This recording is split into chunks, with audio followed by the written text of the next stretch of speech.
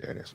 But yeah, like I feel like you gotta pull from a different place almost to like come up with new topics, new intriguing talking points and things of that matter to keep people pulled in and so that they keep on gravitating to the podcast. I mean it's interesting enough to have somebody like you on the podcast, and this is the second time you have been on the podcast now, so that obviously keeps it super cool and entertaining. But like as far as the different topics and talking points, like you almost kind of want to like figure out like, okay, do I want to go political, do I want to go entertainment, talk, gossip, whatever the case may be? Like, what are people really even into these days? What are you into these days, Peaches?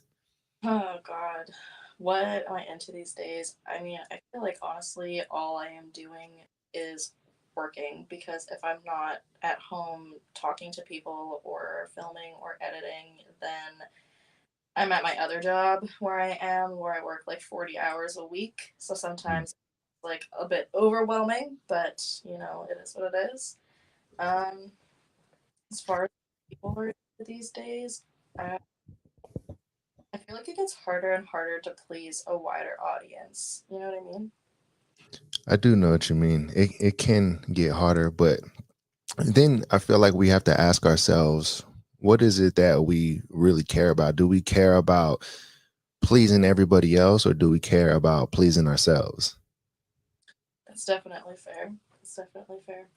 Um, I feel like that is like a core thing to establish before going into like media in general because if it wasn't for the fact that I genuinely enjoy doing this in my pastime, then I think quite a few of like the DMs and the comments that I get as like my account grows and I reach a wider audience would probably get to me way more than I allow it to. Yeah, I hear you on that. How serious do you take mental health? Considering that's the field I work in, 110%. Yeah, I feel you. Do you do anything exercise wise or mental exercise, for that matter, to like kind of like keep you sane? I mean, my work thankfully is very, very backed up with like resources. So I have quite a few, many like sick days that I'm able to take throughout the year. Not only that, but my boss is really understanding of like just taking a mental health day if need be. Yeah. Um, but as far as like actively working towards keeping myself not drained by everything that I do, I usually journal or I make sure that when I come home from work, I have like at least a solid hour to myself where I'm not doing anything because it like easily overwhelms me to go from like essentially one job to another because even though I am talking to like just people, you know what I mean? And it's still like there is that type of like standard to hold up when having those type of conversations. So it's like it can get draining after a while. I hear you. You know that feeling that you get or once got, I don't know if you still get it, but when you're looking at your phone and you catch yourself smiling as you type to people, you know that feeling? Yeah, I Do do. you get do you get that when you talk to clients or customers or Um, whatever you call them? when I usually call them clients, unless they're like long term returning, then I just call them like a regular. But I find that most happens either when people are just like going out of their way to like congratulate me on like how I'm doing or checking in on how I'm doing because sometimes I'll just post like, hey, haven't been very active recently, just like haven't been feeling the greatest. And like some people go out of their way to be like, hey, how are you doing? Like if you need somebody to talk to, like I'm here, which I always love to see, or like when I'm getting feedback from like content or custom or something, like it always is like a little thing that makes my day. Yeah, I hear you on that. I think a change from the last time that you've been on the podcast, which by the way, I had a great time on the last podcast. So thank you for coming on the first time, and now we got you for the second time. So that's super cool. But I think something changed since then. And I believe that something being you hopped on OF now, right? I did, and that had a lot to do with the fact that just working through a platform that doesn't necessarily support what we do being Mm, completely not a secure way of keeping that platform. It just kind of motivated me to start the page. But the unfortunate thing is that it is built for Americans. So, like, their banking setup is completely custom to the way American bank accounts are. And, like, we mm. don't have the same number system in Canada. Oh, Can't claim anything that I'm making the same way somebody in America can who's comfortable with having it on their bank statements. yeah, That is a bit of a hurdle that I've been dealing with recently. So it's honestly getting like a little frustrating to the point where I'm considering whether or not it's worth it because I still enjoy what I do on Instagram no matter what. And when I yeah. have time and energy to do the customs and like make money, then I can, but it's not like the ultimate reason why I'm doing it. I hear you. Would you ever consider moving to the States? No, I would not. I have been to the States quite a few times, and I'm just not accustomed to the way the cooking is over there. I was actually recently in LA in the beginning of July. I was there for like 8 days or something like that, and Mhm. I found it so hard to find a good place to eat or like find something that was good other than like Wow. at home, obviously, because I can mimic all of that with the same ingredients. It's just like Yeah. anywhere you eat out just is so bland. I don't know. Wow. I don't know. You must have went to the wrong places because there's some good foodie spots in LA. I went to like the signature American like fast food places that you see on TikTok that people are always talking about. Wasn't great. I like some the only place that was actually really, really, really good that I went to multiple times was like a pasta place that was like a walking distance away. It was so good, but everything else, like I went to even a mom and pop like shop, like diner, whatever, where like all the reviews were like, "This is soul food. It's the best place ever." Yada yada yada. Hmm. I got like chicken strips and fries, and the fries were really good, but the chicken strips were breaded and tasted exactly like fish. I don't know. It was just Ew. They probably use the same fryer that they use for fish. exactly, and I was just like, I don't know. It just wasn't the greatest place for food. I It's feel like you probably just went to the wrong places. I think that if I was somebody's food tour guide, I think that I could like change their mind. If they had an experience like you, I think I could change their mind. But then again, everybody's palate is different. And I kind of actually understand you now that I think about it because when I go to Mexico, their food tastes way different than food out here. And it's because they cook in different methods and they have less restrictions on what they can use to cook with at restaurants and what have you. Mhm. So that could potentially be it right there as well. And not to mention, I believe the meat in the, everything that is used here, the cattle in America, in the US, rather not America, but in the US, the meat, is probably a little more tainted than other countries as well, which is, terrible. But I mean, we all know that they put stuff in the food and, try to, for whatever reason, like who knows what the reason may be. But back to your food experience in LA and you telling me that you went to different, known fast food chains and what have you. Tell me you went to In and Out. Did you go to In and Out? I did, and it wasn't what I thought it would be. I don't know. I like when I go to fast food places here in Canada, like my go-to either like main or side course is like poutine, and Yeah. it doesn't exist in the States. Mm. Oh, it's just like I don't know. The lack of it just doesn't make the meal. Wait, what is poutine? I don't even know what poutine is. So it's fries with cheese curds and gravy. Oh, okay. Actually, I have had that. That's like a French thing, isn't it? Yeah, it like originated in like Quebec, but I've been to Quebec and their poutine, I went to like four different poutineries and they suck because like original poutine isn't fries because fries are like European essentially. Hmm.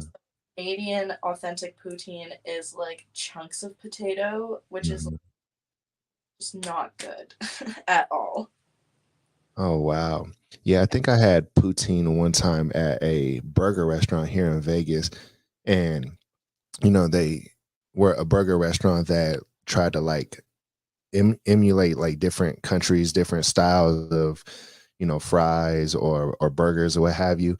And I remember seeing poutine on the menu. And in fact, I want to say that we got it because it was one of those situations where me and Mama Goods, we were sitting there and we can't get the same thing. We're like, you get that, I'll get this, and we'll just kind of try it all together. You know what I mean? Mhm.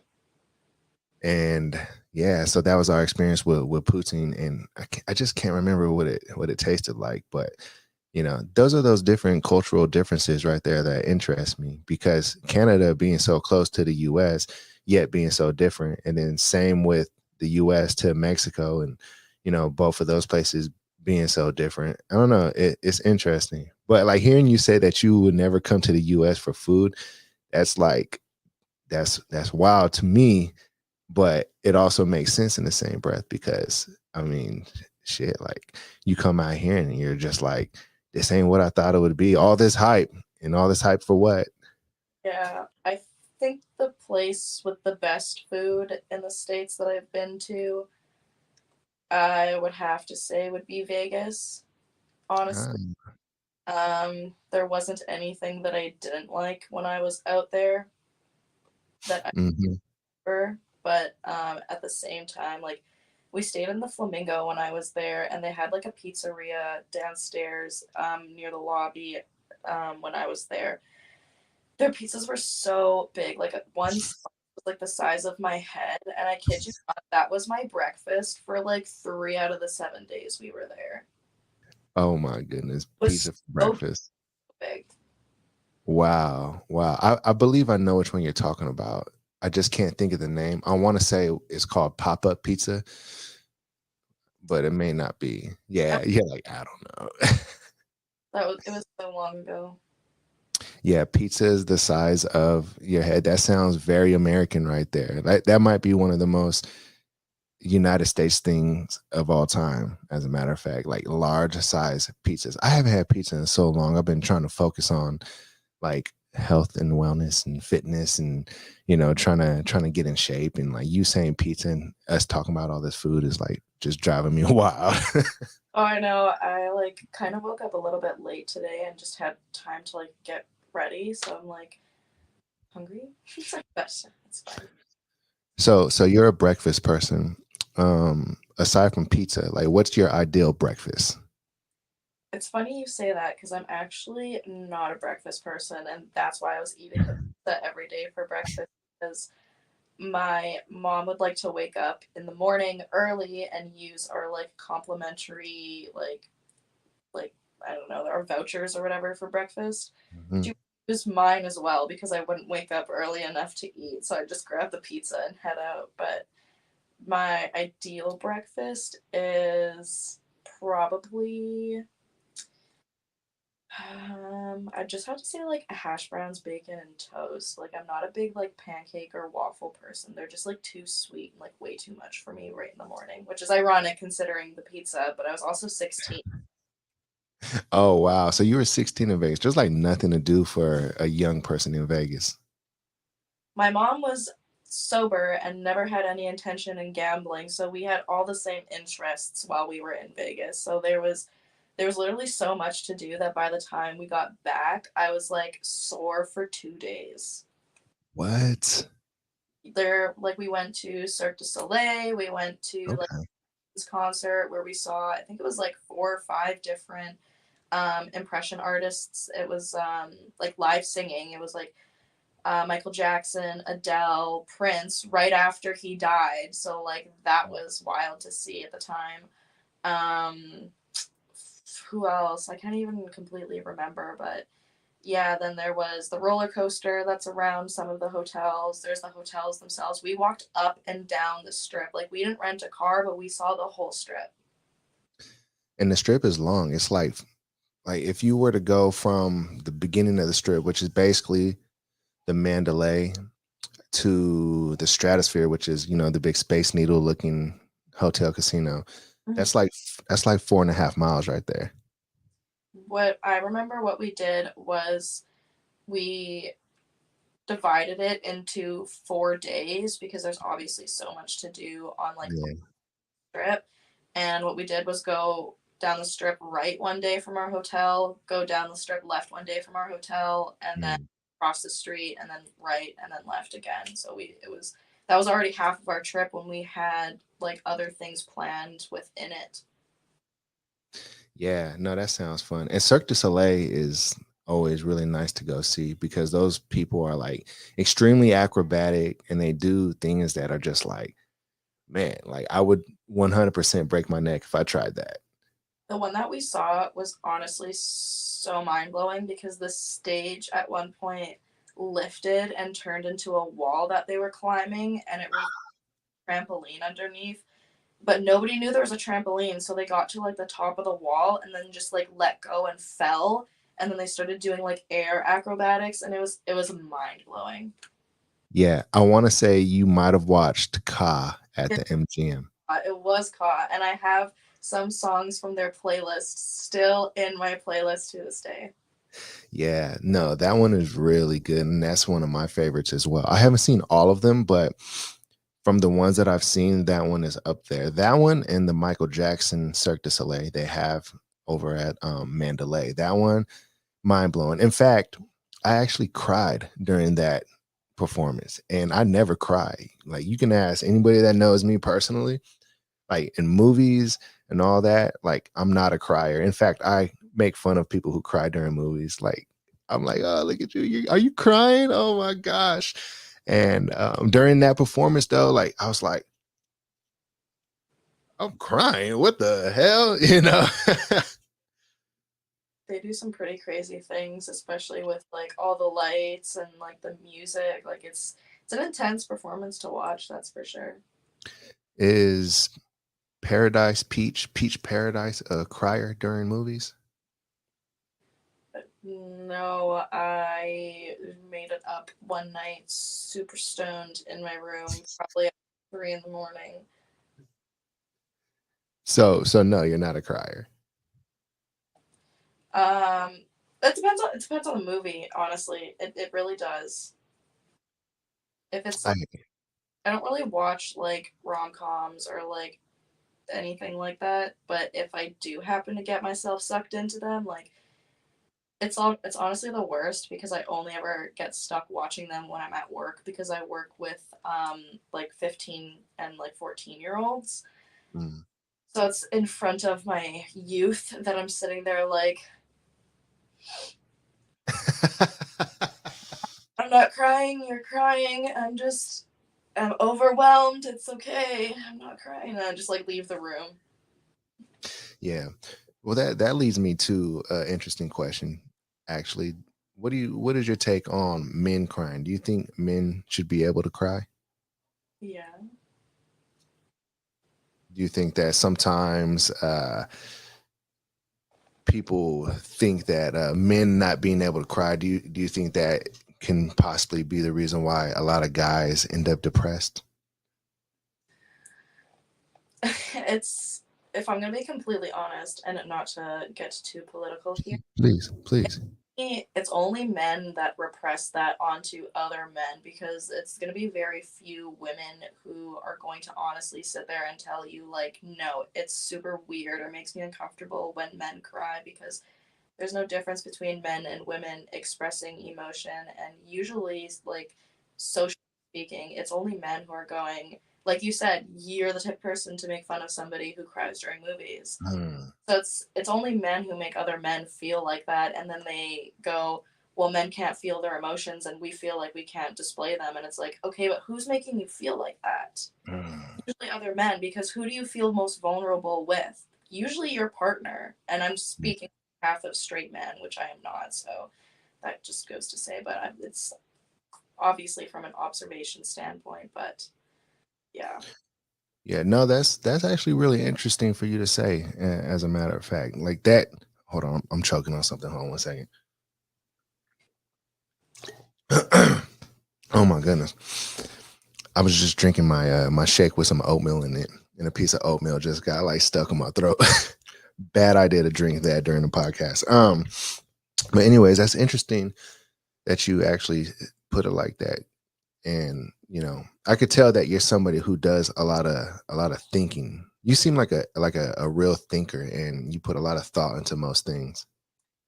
I am like unmedicated ADHD, so my brain, like 2 moments of silence for me is like 200 different thoughts. So not only that, but growing up, I was always very naturally interested in like law and politics and all of that. So I, at a very young age, started to develop like my moral and political views and trying to do my best to be as educated about our government as possible, because I already knew from a very young age just by being on Facebook, which was a American created network, that a lot of the media that I was going to be exposed to involuntarily is going to be American. And that is exactly how it is for a lot of people, even in Canada. We primarily see what's going on in the States. A lot of us don't know what's going on in our own city unless we go out of our way to seek it.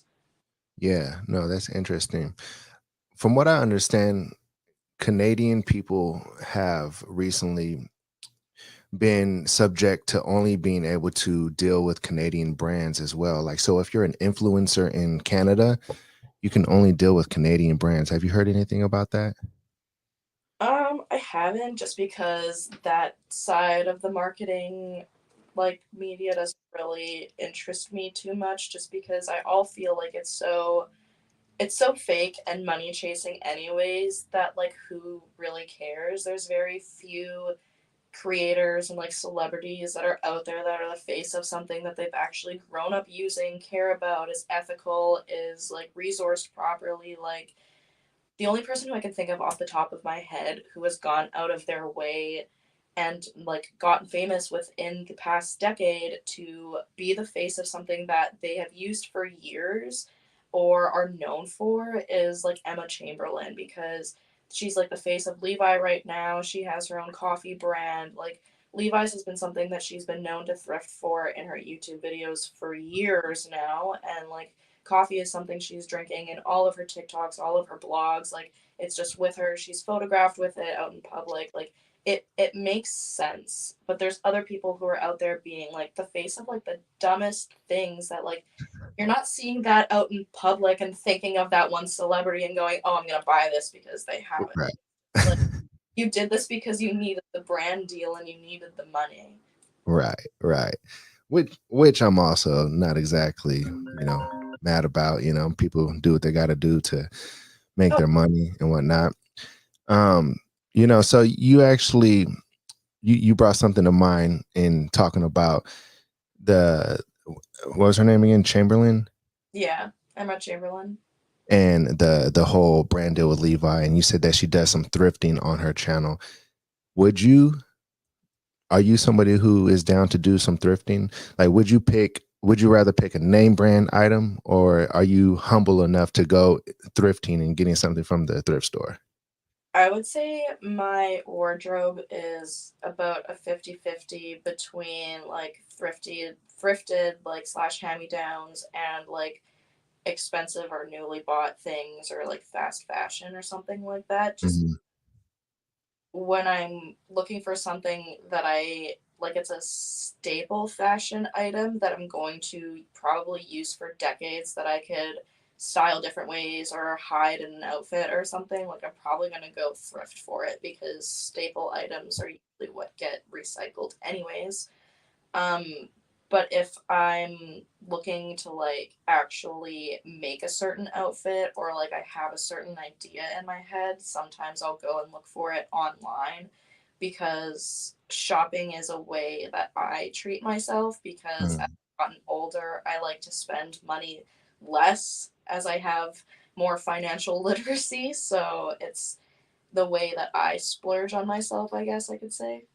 Yeah, I feel you on that. I feel you on that. What's the dumbest thing you've ever spent money on? Ooh, the thing I've ever spent money on. Funny enough, my brain said a partner, an ex-boyfriend. Haha. um, but I think the dumbest thing I ever spent money on. Oh,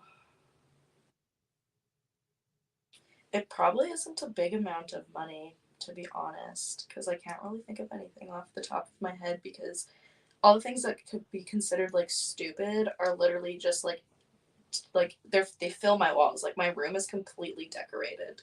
So I would say that there isn't really much. Any money I've spent on Shein is probably the dumbest thing I've ever bought. On what?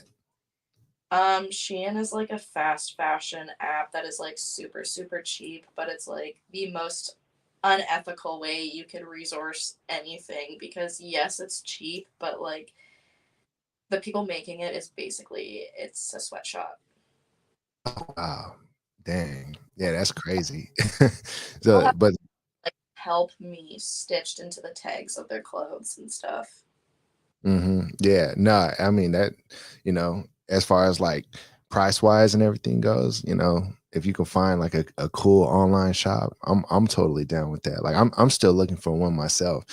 I'm like, man, I could definitely go for like a nice looking brand that doesn't cost a lot. And I know they're out there. I haven't really like done too much digging around, and like your Instagram or whatever social media you're on, you know how they kind of listen to you and they'll advertise to you. Yeah. Like I've ignored so many of those ads that they probably just don't advertise to me no more. But after having this conversation right now, like I'm pretty sure I'm probably gonna get a whole bunch of ads now. Yeah. I don't know. It's difficult to find somewhere to like continuously get from in my personal experience just because the way culture is adapted to fast fashion so seamlessly honestly is borderline annoying because you could go into a store one week and they have like one collection out and then you go in like a month later because realistically who's buying clothes that soon unless you have a clothing addiction like me when I was 19, and like a month later everything's completely different and it's like the seasons haven't changed, like Mhm. everything different now. I don't know, it's just it's overwhelming honestly because there's so many different types of style now that there isn't really a trending style. It's what's trending is how original can you be off of what already exists. Right. That's a good point to make. How could you say that again? Because that was like a gem right there. How original can you be off of what already exists? Dang. Yeah. That's a golden quote right there because that is so true. How original can you be with what already exists? And you're so right because there is no real trend right now. All there is everything that exists already, and we have to kind of put together the outfits that we see are trending like in our own mind, like what we want other people to do. Well, I guess if you're like an original person anyways, that's kind of what you want to do to begin with, but that was a great way to put it right there. Like, damn. Like an ongoing trend that I've seen personally on my TikTok, the way that my media is portrayed to me is that people are reclaiming either embarrassing or cringy parts or like outdated parts of different eras and trying to bring it back and make it cool. And what is making that a trend is the confidence that the people are portraying in that 15-second video, mind you. Like, we don't know if these people are wearing it out, if they actually look like that all the time, if they're doing it for just the views, because that's also a huge part of our culture right now. So it's like like the emo look is super in right now, whereas when that's what I actually looked like at the time of it being born, I was heavily bullied for it. But it's cool to bring it in right now because everything and anything is trending. Yeah, no, that's interesting as can be. So that actually leads me to ask, because every time I see your profile on my IG story, and you know how like you get like a few key people that always pop up on stories, and then there's some people you never see, even though they probably are posting stories. Yeah. You're like always like on my top screen. Like there's always a Peach Paradise story somehow. So that must mean that, something is matching up there. But every time I see your story, like just the icon of your actual profile picture, like I'll tell you what I think and what like crosses my mind. I'm like, that is a trendsetter right there, and she's doing something that other people are too scared to do, and she's setting the bar, with her profile picture alone, with the it's almost like you're doing like a kind of a self-worship type of picture where you got like your foot up or what have you. And I'm just like, man, that's a trendsetter right there. You don't really care what other people think. And that's what trendsetters are at the end of the day. You do what your other people are basically scared to do. Another thing that very seldom people have noticed, it's usually people who are like revisiting my page a couple of times, is another one of my favorite things to do when I get a comment that either digs at me enough or is just honestly stupid enough to like why spend the 5 seconds to type that out and leave it under somebody's picture, is I'll just like pin it to the top of my post. And Yeah. people, why are you pinning hate on on your post? And it's like, because I know I'm going to get it and it's funny. Yeah. Like, why not? Or like just like some of the things that I'll say back to people, they're like, you do realize you have a platform, right? And it's like, you do realize I am a person with emotions and I'm 21. So if you think that I'm going to act more maturely in this situation compared to this 35-year-old man who is commenting rude things on my photo, think. Facts. Yeah. No, that's facts right there. No, you're nailing it. And at 21, like, I mean, well, first of all, everybody's allowed to make mistakes. And at 21, like, you're gonna try things, you're gonna make mistakes. Everything's trial and error, and you're really just trying to figure out your lane and who you want to be, basically. And I mean, it seems like you're doing great though. Doing my best. And you're like, I'm doing my best to keep it together. Yeah, literally, yeah. Well, how about we do our first foot commercial and then we'll dive back in. Sounds good.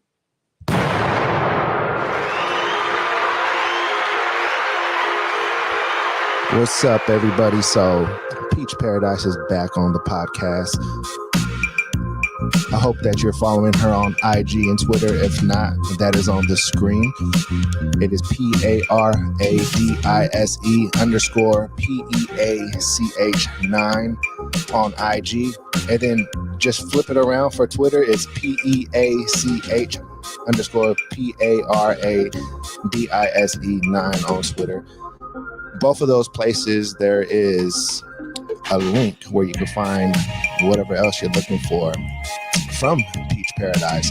She's a super cool chick, as you all could tell, and I love having her on the podcast for the second time. That is an honor. www.daddygoods.com is now live. I'm building that website, so if you are a fan of the POF Pod, you should most definitely go and put your email on the subscribe list on there. All right. And all that good stuff. Smash the like button on YouTube, subscribe. I love reminding you guys that, that we be getting thousands of views on the videos, but like 200-300 likes. Like, come on, man. We got to get those likes up to 1,000. Let's go.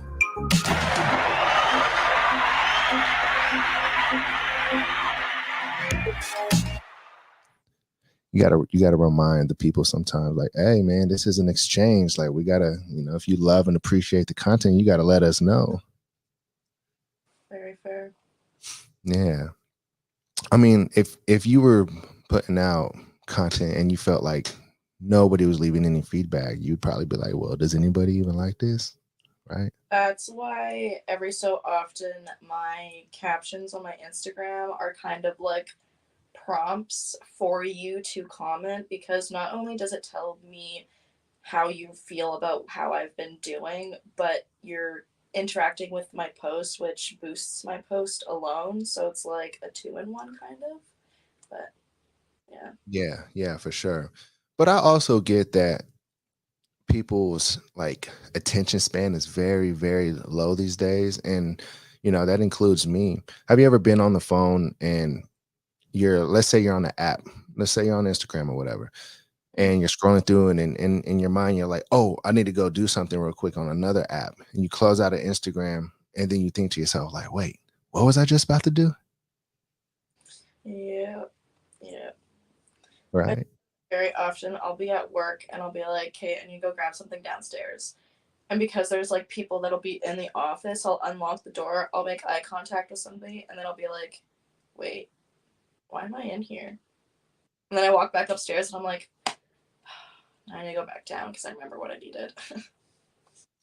Exactly. But I think that, it could be an attention span thing. I think that it might be.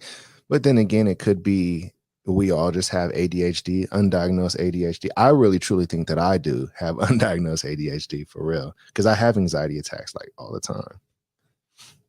The average human attention span is 15 seconds, which is why TikTok initially made videos 15 seconds, because you stay engaged the whole time and you stay on the app way longer. But then people were demanding longer videos because we were still in the podcast blogging culture. Um, but I definitely think that it has a lot to do with overstimulation in general, because everybody is so overworked and we've been programmed to believe that being overworked is something to be proud of and an accomplishment, when in reality it's not. Because I know people who are close to my age where when I say I work an 80-hour contract job, they're like, "Oh, you're working 80 hours a week?" I'm like, "No, that's bi-weekly." And they're like, "Oh, what are you doing with all your other free time?" And if they don't know I'm doing this and I don't share it with them, then obviously I'm like, "Why are you so proud of being so overworked?" Like, just automatically, like, why don't you have free time? Why are you not proud that you're able to sustain with having lots of free time? You know what I mean? Totally. What would it mean to you if in a world with so much variety, if somebody were to want to spend all of their attention on you and show you all the love?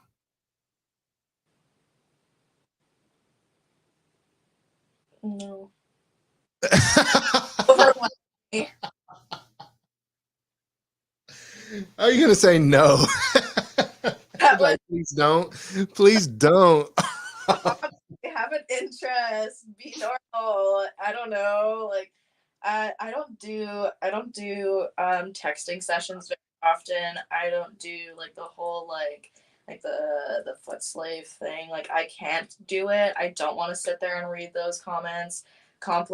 I don't want to have to, like, I there are very seldom people who have like found me early on that I've actually been able to form a connection with, because I had the time, because there was like 300 followers that I had, that I've been able to be like, yeah, I'll do a texting session, because we actually talk about other things other than them just sitting there like geeking over me, which, like, the first two messages I'm like, "Oh, thanks." And then after that I'm just like, "Oh, thanks." And then I get like super comfortable, because it's like, what else is going through your brain right now? Like, I know you have two brain cells left, but rub them together a little harder. I don't know. I love that. I love that. No, that's so real. No, that's very greatly put, honestly, right there. Because it is true. It's like, no, man, like I want you to have other things that you're interested in and do. Maybe I worded the question wrong. I think like I think probably what I meant more with that question was not exactly like somebody who just wanted to focus like on you all day long. But I was thinking more probably like in the terms of instead of people like having such a short span, attention span, like let's say, they were really interested in you. Let's say you were the only chick on the internet that like they really cared to see. You know what I'm saying? Like versus everybody else that they can choose from, but it was only you they're interested in type of thing. Like would you prefer people to not only be interested in just you um I, for that matter? I think it's healthy to recognize that you have multiple interests and are able to either indulge in them or just be able to recognize them all in itself, because I myself already have a very biased opinion on this because I do not find myself to be a very monogamous person as is. Mm, Only genuinely have an interest on one person and want to see one person, like, doesn't make sense to my brain. mm. That's interesting right there. What was the longest relationship you've ever had? 3 years. That's a long time. Yeah, all of my relationships have been over a year and a half out of the three that I've had, and they were all monogamous. But that being said, they've all taught me that I don't think I enjoy monogamy, just because I think it puts a lot of strain on both partners. And like, if I experienced that in my adolescence, because like, again, I was so young, I can only imagine how much strain I would feel in my adulthood. But with that being said, I've also never had a fully polyamorous relationship or open relationship. So to speak on behalf of it, like, I know what I'm, I know how I feel about it, like, also isn't, you know what I mean? But I think it would work better for the way that my brain works. Do you think that you can handle a significant other being into other women as well? 100%. Yeah, that's a very mature thing to say, and to be 21 and to be down with something like that. I mean, that's next level right there. But I feel like that's where the world is kind of headed, anyways. I think monogamy is probably one of the most unnatural things to begin with, anyways. And I'm somebody who is monogamous. I'm in a 8-year marriage right now, and we love it, we do fine. I don't have any desire to be with other women, and she doesn't have any desire to be with other men, but I'm pretty sure that we're open enough to where if we did have those desires, we'd probably be able to tell each other. I don't think there would have to be any cheating or anything like that. But even to be at a level like that, I don't think that everybody can get to that the communication level that you know myself and my wife are on. And for you to be 21 and feeling like that you can have that conversation with somebody that you love or that you're in a relationship with, like that's for real next level. I think that to be 21 and have that mindset, you're probably going to have a lot more happiness in your life, less toxicity. Well, it's funny actually to circle back on the question of you asking me how I feel if like I was somebody's only interest. Um, so in my past relationship, it actually got to the point where I was just noticing that I was noticing people way more than I usually was in the beginning of our relationship. And I thought that I should make that known to my partner. And when I started to really like assess it and where these like interests were coming from, I was with a man at the time, and I was realizing that the only people that I was really stopping to take a second look at in public was other women. So we had that conversation where we opened up that door of like, well, are we monogamous or are we not? And it got to the point where he was like, well, I don't care if you're not a monogamous person, but I have no genuine interest in participating in any of that. So for me, like, ignorance is bliss. The less I know, the better, which worked for a while. But then I don't know, it just kind of got to the point where I don't know. I felt like it became a mix of like, I don't know if I don't want monogamy or if I don't want this particular relationship. So Mhm.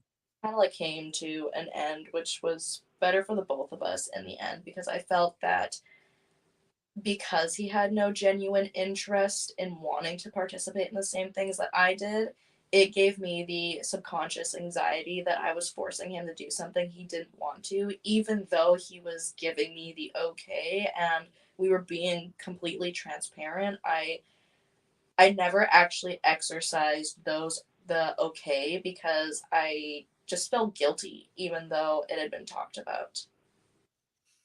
Yeah, no, that makes sense. Um, I feel like the thought that could have gone through a guy's mind during a conversation like that would be, am I wasting my time with this woman? Is this her way of trying to get out? Or is it possible that although she loves me right now and is with me right now, that through being polygamous, will she find love somewhere else and that become the main person in her life? And will I be put to the side type of thing? You know what I'm saying?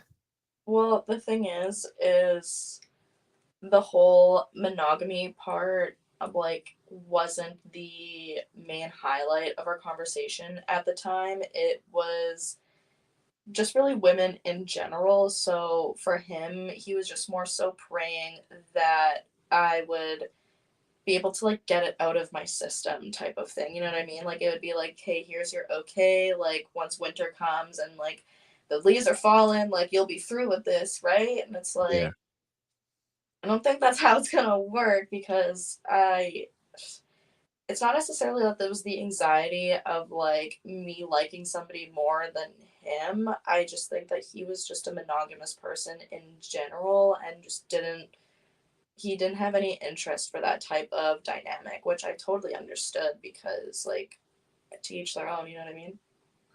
So you trigger me to ask, are you feeling like you're into women? Oh, I've been openly bisexual since like the 7th grade. Okay. We might have covered that on the last podcast. So excuse me. So okay, so you being openly bisexual and him knowing this from the jump as well, right? Mhm. Yeah, that's interesting because I feel like, most people, most guys, and it's funny that we're talking about this right now because I just spoke about this recently, but I feel like most guys that I know would probably be open to their woman being into other women, probably way before them being into other guys, right? Like I think that It's just a form of internalized homophobia, is what it is, because it's men not seeing other women as a threat to their relationship and only seeing men as a threat to their relationship because of that the possessiveness and ownership and the jealousy that they have over their like woman because I've had this conversation with multiple other men close to my age where it's like, how would you feel if your girlfriend wanted to have a threesome? And they're like, oh, I'm totally open to it. And I'm like, okay, so what does that look like to you? And they're like, oh, my chick and another chick. And I'm like, okay, well, what I was thinking was you and another dude. And they're like, oh no. And I'm like, okay, but why is it different? And they're mhm. like, have sex with another dude. And I'm like, well, there's still a chick there. And they're like, yeah, but it's another guy. And I'm like, okay, but is that it's a threat to you or a threat to the relationship? And then they go, oh, well, both. And it's like, if you open your relationship and your girlfriend wants to have like completely open, like not just with women, like how does that feel? And they're like, usually 9 times out of 10, they'll be like, no, I'm only okay with women because again, it's that threat to them. Yeah, absolutely. And I can see where they would feel like it's a threat to them because I think that guys, they naturally want to be, the top guy in his woman's life, and to even think that there's a potential that another guy could be, the top dude in her life, or even if he has like a bigger piece than him, that's another thing to bring to the equation too. If a guy has another or a bigger piece than you, then immediately you're gonna feel belittled in that situation. And absolutely, like there's some insecurities involved when it comes to a situation like that. And I think that guys naturally, like in the DNA of a man, I want to say would naturally want to be the alpha in the situation. and to feel like there's another potential alpha involved, then it's like guard up immediately, you know? Hmm. Yeah, definitely. It's definitely an interesting conversation to have with your partner because it's enlightening on how they view those types of like dynamics, which to each their own, obviously, but I don't know. Having the conversation with like my ex partner really kind of showed me his view on like gay relationships in general, which I was just kind of like, okay, noted. Right, right. Yeah, no, that is truly a subject that has to be, dissected a little bit when it comes to you and your actual partner. And especially with these days, like so many people are, more open about their sexuality. And that's honestly a great thing. And I love what the LGBTQ community has done for, just equality rights in general. And I think that them leading the way and pretty much like telling the world like, no, we're here to stay and we demand our respect. And now look what happens. There's a whole Pride Month, right? And now, everybody wants to get behind it. The companies that get behind it, it's a little nasty that they all try to use their colors as, a marketing scheme and what have you. But, in a sense, the pride community, pretty much told them like, no, if you guys want to sell stuff, like you have to get behind us too. And so, like, honestly, like for any communities out there trying to, establish themselves, like look at what the LGBTQ community did. Like, Yeah. man, they were brave enough to take a stand and be open about who they are. And look what happened now. And that's one of the things that I'm trying to push, an idea that I'm trying to push. I know I'm not the only one trying to push this, I'm just, a piece to the equation. But the foot community, for instance, so many people are anonymous in the foot community. They have no pictures on their profile. They don't want to show themselves. They're very, very private about it. And like you said, to each their own. But my idea of everything is, why not just be loud and proud about who you are and what you're into? Because by doing that, it only normalizes it that much more. Once again, look at what the LGBTQ community did.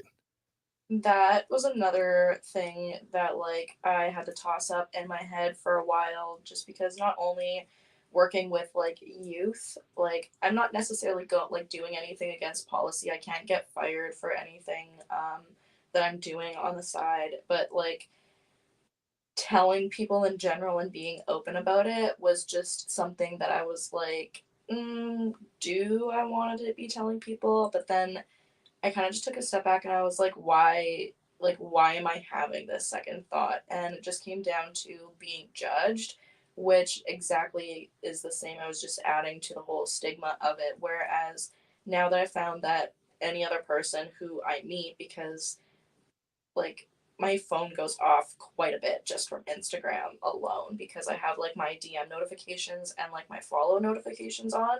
So people are like, "Holy, like your Instagram is just going off." And then I'll explain to them, and 9 times out of 10, they're like, "Oh, like that's really cool. Like I can't believe you make money off of that. Like, oh, I can't believe that you meet people like that." Or like, "Oh, I didn't know that you had like photography skills." You know what I mean? Like it opens so many different conversations. Like, and I've never experienced a negative one. Not to say that that isn't like to play a part in the fact that face to face and like how often are you going to judge somebody face to face about that, but like yeah.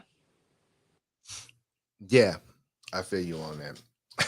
I just had a quick thought in my head. I was like, wait a minute, did I turn on my mic? Have I been talking through the wrong mic the whole time? Anyways, though, um, no, you're so right about that, and being open about that. I know for sure it is, open doors and other avenues as well. But like being open about it, you're right. Like by not being open to it and being open about it, you are, you know, adding to the stigmas behind it, and pretty much just like not really helping the movement in general. And I've realized that too, actually, Peach, is like I wasn't really open about like this podcast on my personal profile, my Daddy Goods profile, and it wasn't exactly that I was, trying to hide it from anybody or anything to that matter. But for me, it was more a matter of I don't think that anybody on that profile would really even care for everything that I'm doing with the POF pod. And so I just felt like, why even show it to them? Because it's not like they're going to support it or what have you. There's a lot of people that I actually know in real life on there, a lot of family, friends. And I'm just thinking like, there's no use, in them knowing. But then it got to the point where I was like, you know what? Like, I should just not care at all and just be open. This is what I like to do. This is what I'm proud of. I should let everybody know. And Forget it. the only reason why I refrain from tying like my personal life to this Instagram and like crossing my social medias at all or even referring to them on each other is again because of my job, not because I'll get in trouble, but like personally, the last thing I would ever want is to walk into the door at work and have one of my youth confront me about it. You know what I mean? Like that, because like their brains aren't there to process like what I'm doing, how I'm doing it, and what it means to be doing what I'm doing. All that they would see is that it's some sort of trade online, and like the last thing I want to do to youth is expose the type of men who I unfortunately have to sift through on my day to day, because those kids are so easily manipulated, and like some of the messages that you get, like even I have to sit back for a second and like be like either like is this real, or like whoa, what the hell did I just read, or like like something that like it would be enticing for a youth with like no means of getting money, but all the means of wanting money is like an interest. And like that's totally why even this community for a little bit blew up on TikTok, because the way the women who were participating in it, they were only romanticizing and glorifying the money that they were making off of it. They weren't telling all of these young girls about the messages that they were now going to be getting, the ways that they would be potentially putting themselves at risk for abuse and grooming and trauma and all of that. Because if you don't have the proper education and boundaries and awareness of how this marketing and media and business works, then you put yourself in a lot of danger. Man, that's so true. That is so true. And you mentioning grooming and predators being on the internet and looking and seeking out young girls to groom, that is such a real topic right there. And trafficking is very real, and it's something that is not spoken on enough, and it happens more often than I believe people really like to realize or even think about. But so often there's a lot of broken homes. There's a lot of young teenage girls who don't have no money. They want to get out of their home and they want to get out into the world. And then they come across somebody who has some kind of dream to sell. And then next thing they know, they are, you know, meeting up with a predator that comes off as a really nice gentleman. And now they're being controlled and trapped and forced into SW. Well, that's the thing is I used to live like I'm gonna say like 8 streets up this way, and like not too much further than where I used to live now. From when I was like born till I was 18, and it was like the heart of the ghetto basically. And a year after we moved out of that house to here, which is like kind of like borderline, like yeah, you can walk when the sun is down, but like don't do it without a big dog type of area.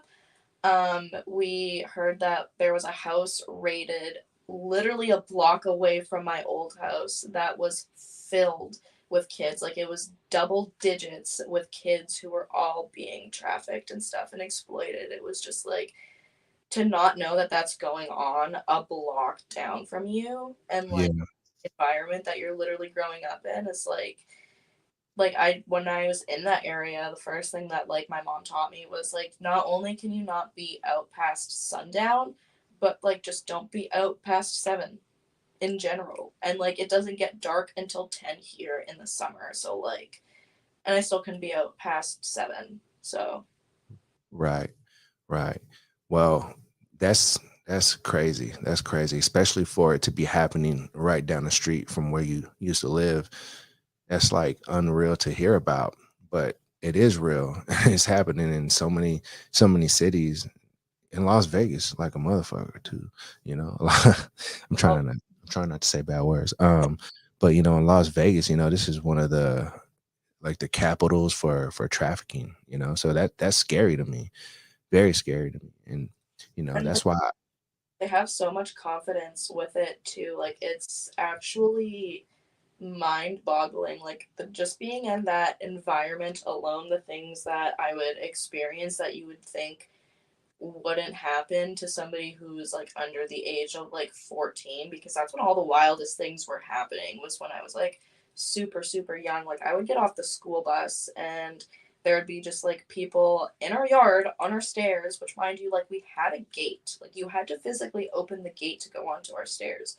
It would just be like shooting up or like using drugs, and it's like I'm like 8 years old having to be like, excuse me, and walk through them to get up my stairs and like go into my front door. And like, it's not like I'm in an apartment building or like it's like public property. Like, they're literally in my yard. And it's like, That's rough. That's crazy to think about. or I'd be like 14 waiting for the bus. And the way that the bus was, like, it was like maybe 2 houses over from being really like literally directly in front of my house. But if I was wearing like shorts and like a tight top waiting for the bus, the police would literally roll up and ask me like what I'm doing, because they would presume that I was being trafficked, which it's illegal to stop somebody on the street like that. But because I'm a kid, they don't know that I know my rights. So I'm like, here's my house. I am waiting for the bus. If you would like to give me a ride to where I'm going, I would suggest that you either let me in the car or you go on your merry way before I make a report, because this is profiling and it is illegal. So Yeah. it was a crazy environment to grow up in. What's the laws in Canada as far as SW goes? Because I know there's some countries that there's jurisdictions that allow it. In Canada, well, I can't speak on behalf of all of Canada, but provincially speaking, in my province, it is illegal to prostitute. That is still what it is called here. It is not called sex work yet, unfortunately. The way, like doing it online, because I would get a tax return slip and I'm paying taxes, that is completely legal, like with my banking and everything. But yeah, no, we still have some old school streetwalkers. That the thing is though is that the area is so bad and so poor that the police know who the girls are, but like they can't pick them up because that's street profiling. So the only thing that you can do, which no cop is going to go out of their way to open an investigation unless it's like a well-known abusive John and they have to ask this girl and like recruit her to be like undercover or something, you know what I mean? Like Yeah. stuff doesn't even happen in my city really. Like the cops just know it happens because people have to like make ends meet. Like the most illegal it gets for these girls is when they're outside for so long that they have to pop a squat on the sidewalk and they get like a public urination charge. Ooh, that's pretty bad. There's not really too much that goes on like regulation wise, unfortunately, because everybody has just kind of accepted how awful our poverty has gotten. Yeah. Sheesh. Yeah. It's pretty much everywhere too, man. There's so many cities in the US too that are like just covered in tents, like as far as like working wages go, they're you can't afford to lead a lifestyle like you once were able to 20, 30 years ago. Like you don't make the kind of money you need to even pay rent. Like you almost have to have a partner now if you want to pay rent. Well, the fucked up thing about my city too is that I believe, I want to say last summer, it might have been this, definitely wasn't this summer. I think it was last summer or the summer before. our main fire department from like downtown went and literally kicked all the homeless out of their tent city and burned it. They had old fire and burnt all the tents in like one pile. That's crazy. It was so disgusting to see because so many news, like obviously the way that they're going to report it is that, oh, like the firefighters are cleaning up the city, not the firefighters dehomed like 50 people, because that's what they did, tents or not, like those were homes to those people. Yeah, that is ridiculously crazy. Like, imagine if one of those people in the tents were one of those firemen's like family members. You know, they Probably probably wouldn't have done that. because like those firemen don't have a say on what they do, they get those orders. So I very well believe, because we have a very, very high indigenous population. Those families are so big, and our city is so small. I do not second guess that there was somebody out there burning somebody's tent down who they were related to, whether they knew it or not. Man, that's sad. Oh, yeah. And it's really stupid because the most expensive things that our city has spent money on in the past couple of years is like a butterfly biosphere. Our construction on the roads, which is like mediocre at best. And then they made like a new apartment building that on the bottom of it is like a restaurant, a gym. There's underground parking and all that stuff. The first 10 floors are government housing, which is great. It's awesome. It's in a super accessible location, but nobody's able to get approved for it from their band office because the costs are so high and all of these families have so many children. So the first 10 floors are still vacant. Wow, that's ridiculous. I tell you something that's happening out here in the U.S. right now that it's kind of similar to that a little bit. Well, not exactly, but kind of. So Bank of America is one of the banks out here, right?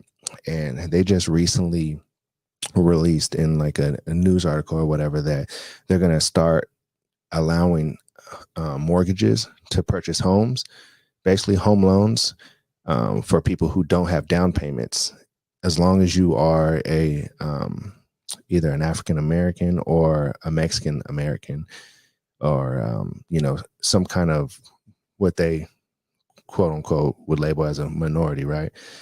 But here's the thing about that that is kind of crazy. Right now, to buy a home here in the U.S. is damn near impossible, and especially with no down payment, because the big investment companies are outbidding almost everybody on buying a home. So if you come to go buy a home, there might be some people who get lucky, right? And they can get a home loan and no down payment and all that. I hope that works out. But the reality of it is, all of these houses are getting bought out by huge investment companies. Even Zillow themselves are outbidding people from buying homes by like a lot of money. And how I know that is because I bought a house last year, right? And I had to go through a lot of different um, home offers to even get a house. I was getting outbid by like 50 to 70,000, almost $100,000 at a time. And I'm like, who's spending that kind of money on houses? It's not even worth that much. Why are people over spending on houses? And then it dawned on me like, oh, it's the huge investment companies, like the people who are really like in control of all this stuff. The banks, is all of them. They're buying out all the houses and outbidding people so that people can't have wealth anymore, because 30, 40 years ago, people were buying homes for like $100,000 and now they're worth like 1 million. So there's people who have, created wealth for themselves. And so the banks, they've realized that, and now they're trying to pretty much stop that. So it's almost a slap in the face for them to say, hey, we'll give people who have felt oppressed over the years home loans with no down payment, and then be the same people that they got to compete against to buy a home. You get what I'm saying? Well, the thing is they're slowly trying to dismantle a system that they've created because it doesn't work in their favor anymore, while still leaving it in place because you can't fully dismantle that whole system while it's still profiting them, which is like they're sucking a river that's dry, even like to the bone, is what they're trying to do, which is Mhm. so awful because they're pushing like what I noticed after COVID is that the middle class is so slimly populated that it basically doesn't exist anymore. There is upper class and poverty because even though you can be in a house and like have like just have that home over your head, have a car, have a job, have whatever, in this day and age, those are like the basic necessities and like borderline, like you're floating above water. You know what I mean? Because like, how many people can afford to just take a week off work if they need it? How many people can afford to go on a vacation with a week off work? How many people can afford to do a renovation that their house really needs or a big car upgrade that they've been wanting? Like, nobody who can be considered middle class post COVID actually can comfortably do those things anymore because COVID. Like, Yeah. No, that's very true. That is very true. I don't know. The world is headed scary places, but at least they got us to get their minds off of all the craziness, right? They got Peach Paradise and the POF Pod and all that good stuff. Well, how about we do a footmercial and then we'll peace on out of this thing. sounds good. I am hungry. She's hungry. We got to get her some food, y'all.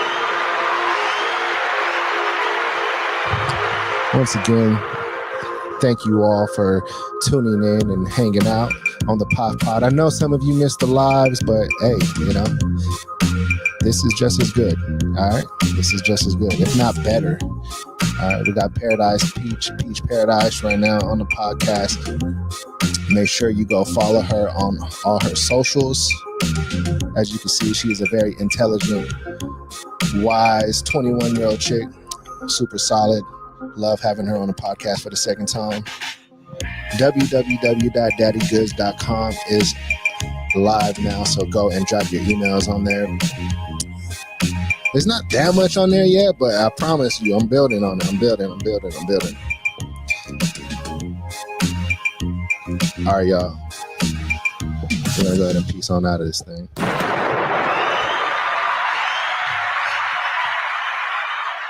All right, so Peach Paradise, is there anything you would like to tell everybody before you got off the podcast today? She's yawning right now, yo. We gotta get her some coffee, some Tim Burtons, and all that.